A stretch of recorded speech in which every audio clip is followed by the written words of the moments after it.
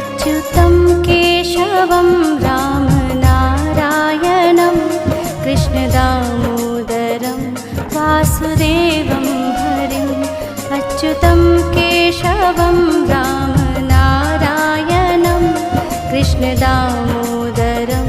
वासुदेवं हरिं श्रीधरं माधवं गोपिकावल्लभं जानकीनायकं रामचन्द्रं भजे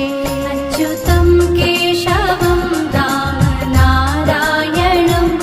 कृष्णदामोदरं वासुदेवं